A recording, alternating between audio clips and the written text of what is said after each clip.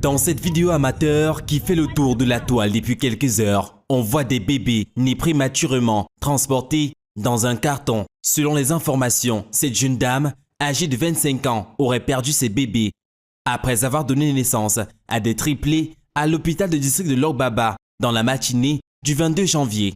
Pour comprendre les circonstances de ce drame, nous sommes rendus dans cette formation sanitaire située dans le 3e arrondissement de Douala.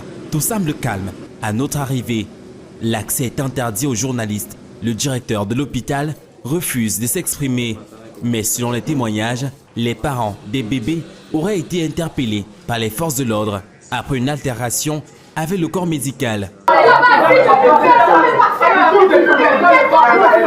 On me dit que non, l'enfant est déjà même là. L'enfant est là, l'enfant est là. Maintenant, on a retiré l'enfant, on met là-bas, on retire l'enfant. L'enfant fait « l'enfant a pleuré ».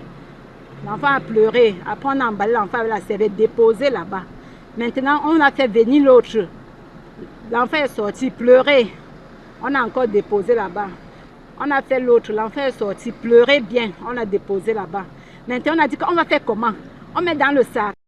48 heures plus tard, l'hôpital de district de Logbaba va publier un communiqué sur cette affaire, affirmant qu'il s'agissait d'un avortement inévitable. Une déclaration que la famille conteste fortement avec la dernière énergie. Selon elle, l'hôpital ne disposait pas d'équipements adéquats, notamment de couvreuses pour la prise en charge des bébés prématurés. Les nouveau-nés ont donc été transférés d'urgence à l'hôpital à Cantini, dans le 1er arrondissement. Faute d'ambulance disponible, le transport s'est effectué en taxi, retardant leur prise en charge. Je suis partie, elle dit que pardon maman, aide-moi le carton. Elle m'a donné même 2 cartons. Je suis partie avec. On a seulement emballé l'enfant dans la serviette, mettre tous les 3 enfants dans un petit carton. Nous, on est partis maintenant fouiller les bouteilles partout. Chauffer l'eau, chercher l'eau. Eux-mêmes, ils ont chauffé l'eau là-bas dans leur salle. Là. Ils ont chauffé l'eau et mettre dans la bouteille, mettre à côté les enfants dans le carton. Il a dit que porte, vous entrez dans la voiture que vous avez cherché, vous partez. Et directement, les gens nous demandent que mais ça s'est passé comment? C'est quel genre de paquet que vous venez avec ça si sale comme ça? Comment vous mettez l'enfant dans le carton comme si l'enfant était mort? Hein?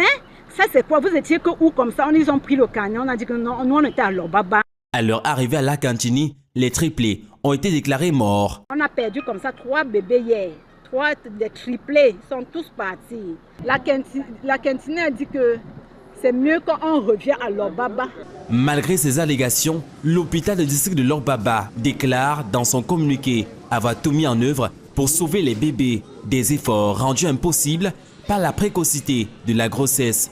L'hôpital réaffirme son engagement à améliorer les soins pour tous ses patients.